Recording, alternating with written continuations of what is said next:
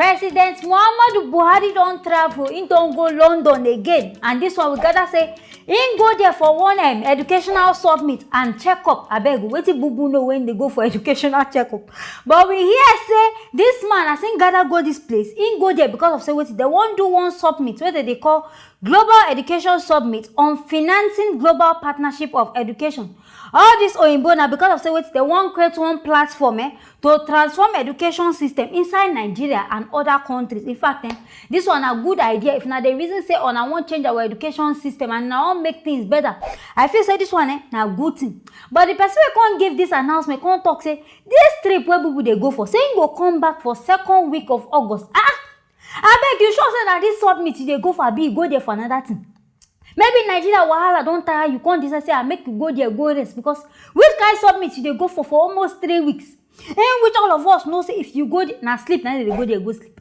Nothing where they will come as I can't talk say okay now waiting happen now be this so. And in fact, Bobo go there with 4 other people, like 4 other ministers. And I beg, why would they waste money inside this Nigeria?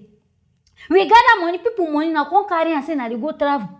One in which we know say this one so now even go for self. We feel even no go they surprise say now we'll come back with nothing. Some people no go even still benefit from this whole thing we now go for. So I beg at least a minimum of 2 people. You don't finish because nothing way now they go there go late. No be say na jam now won't go right for there. So waiting na pack and herself like Sandy they go there for. In fact, and this book will go this. I beg, I say this in an educational summit. Tell me na person will go school. Now I suppose go sit down and say okay, in the year, in one day, hear something. Now we person will say if they talk finish, you go come now when they speak English, I will say give us. So we say nobody go even hear waiting they talk. On top this one, now dear Dino, we play, you know say Dino he like to play with our president. He self come reason and say I beg who be the president? We be say he no even get certificate. He come decide say he won't go abroad go they do educational summit. Now there he use our president they do yeah. My people beg make now follow me watch. It is very, very funny that President Muhammadu Buhari has gone to London to attend the Global Education Summit. It is funny and it is putting Nigeria in a very bad shape because I'm wondering what will President Muhammadu Buhari be discussing in a Global Education Summit. This is a man, this is President Muhammadu Buhari that is a school that has a certificate, secondary school certificate, a school cert failure. And unfortunately, that certificate is even missing. We have not seen it. There's no copy of it. And you are going to a global education summit where you have professors emeritus, where you have intellectually mobile characters, where you have people with very high global intellectual IQ. And Buhari is going to sit down and discuss what in a global education summit? Mr. Dino, in fact, this one where you talk, make you know that you talk true. But I beg all this one where you talk, you no go help anybody. Because now you even get access to this man pass. Now wanna be the ministers and co. So now wanna feel near this person, follow and talk. And in fact, make you know that person will even go school, get all the degree. They don't even enter this position and still they don't still do anything. They don't even see anything do about the whole thing. So what it could be the S and this Dino, make no forget. 2015, now this guy now they support this Buhari, say Buhari, say Buhari. Now you have one gas between them. Now you can come outside. Any small thing, now you can carry Buhari matter for head. Any small thing, you go down invest, they talk about them. But I beg, Bobo where they go for this medical checkup. I want to ask something. Say it means say our own Nigerian doctors, our own Nigerian hospital, they know sabi work.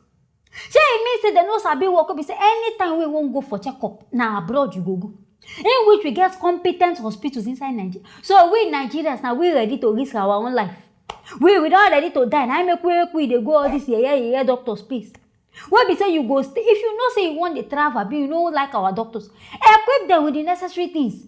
Make we know say the hospitals where they okay, they in fact they up to standard. They go fit treat you. Because all this way you just waste money, you just waste the country money. Or in the name of something go do you. In fact, what they even do, we won't know. When sickness gone they torment you. I been na your village people. Make we know. Bear na prayer we go use they pray for you. I been na hospital go carry you go. Make we know exactly what they do you. Because every day now you don't turn out to travel. You don't turn this thing to planting. You go move today. You don't go. But I beg you make na notice something. This one where Dino don't they talk since. And I notice that they never arrest him. If say na ordinary person I do this thing now, on I go don't carry this person turn out to activist. But I don't notice say since when Dino don't they do this thing, nothing don't, nobody don't even come outside, come complain, say, oh, waiting to do they talk in the against the president. But now one poor man, now the one took eye for the man matter. Carry and say, now one go arrest him. And I see partiality inside this Nigerian. But we could know like everything where Dino talk now true. But I beg the president, I hope say this one where you go for, people go benefit from him. No be say now can't turn this into Ojoro, they carry and give people wey na know. Hope say every Nigerian citizens wey deserve this thing go get them. My people abeg, I hear this one as make I bring am come. Make na service na ear. Hear wetin dey happen inside this Nigeria where we dey.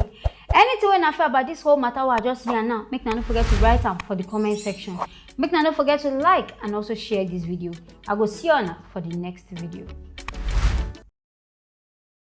Flood don damage Taraba residents bridge. In fact, this one as I see the thing, I think na only Oyinbo film now they see am. The bridge break in between, inside the middle of the bridge. Now there this thing break. But we thank God as this thing happen, nobody die. We never even hear say anybody die. But as we gather and they talk say na rain, na go destroy. I come they wonder which kind rain go fit chop bridge now so the bridge go come break. I don't mean they just talk say the infrastructure, the things where they use, they no use am well. Then this one's now they can't dey here now they lie talk say now the bridge now this. In fact, say na rain now destroy this thing. My poor beg, make now follow me watch this video. This is Gadan Kuturu, meaning Crippled Man's Bridge, located in Mutumbiu, the headquarters of Gasol local government area of Taraba State. It's the latest to be hit by flood on the Jalingo-Wukari Federal Highway after a consistent record of same since 2018, with those still standing perhaps waiting for another heavy downpour before they give way, as they have been reported to have existed for more than 40 years. Though no life was lost, the road is the major access lane from Taraba State in the northeast to the south-south and the southeastern parts of the country, and also connects some parts of the northeast as well as Benue State in the north-central. For about 6 to 7 hours, everything stands still. Nobody's going out, nobody's coming in. Even some of the government vehicles were stranded until when the youths came to their aid and blocked the holes with trees, sound and all the rest. We need the government to come and do the needful thing. Road where beside this place now major road where beside people they always pass. Now there they can't say this bridge won't come break in between this thing. But as we gather our information, people when they pass this road talk say they sit down for there 6 hours. No movement, everybody just dey on stand still. Say nothing where they feel to feel pass. Say in fact, then some what they even call them government officials as they won't pass the road. Now there themselves they can't hang put for there. See as the people they can't hustle youth. Now there youth can't gather themselves say they won't go build one kind bridge. In fact, then this our youth they shall be disappointed. Now here una for leave this thing like this so that then this government people say they go suffer small. They go see what people they suffer because this one now where they are sure say they go even give them money. Now go carry this money, go build the bridge. Now there people can't start to they pass. I don't know one year trailer over Sabi. Come carry himself say among now ain't get 10 head now. Everybody they wait, they pass small. He ain't come carry himself, when he carry load gari. Come carry himself, come go tumble on top of the bridge, come cause another double wahala. Bridge where they just build, you can't even go destroy. In fact, our people don't even understand. And this person that go carry this gari, go give people where Sansan don't even enter, go distribute them to people say in they do business. But this I know be our government I suppose can't do this thing. Because they're supposed to investigate this matter. People don't talk as make government come and say, but I sure say na Chinese constructor now do this kind of thing. Because I don't want to see where one heavy reach a whole bridge where we say people don't they use the bridge will come break for the 2 minutes. This one, you know they happen. I never hear so I sure say the things where they use they build this thing, the things now I know they correct. So people where they use this road make na they kept I even surprised I say people still get mind they pass. Where we say na suppose they crawl on top of this bridge, some people still gather motor, carry okada, they climb but when I go just calm down. If na another road, they when I go use, when I just go use and pass instead of climbing this bridge. Because now just a risk in our own life, now just a risk of if anything go happen for here, now go face our own problem. Because they don't already talk and say the bridge no good, make people no pass. But now still carry in a head, na strong head, say now won't go there, go pass. My beg, if na dey pass am, make na dey very careful, make na dey very watchful, make we no come hear story say bridge just break into two again. But e be like say this kind rain wey dey fall, e be like say this rain go cause wahala. Because even for other places, this rain no dey cause problem. This one wey be say come dey happen inside Nigeria again, hey, e mean say wahala wan shallow. So make people dey very careful. If you see say rain dey fall, sit down for your house, so no come outside say you dey go anywhere. Make we no go dey hear story that touches the heart.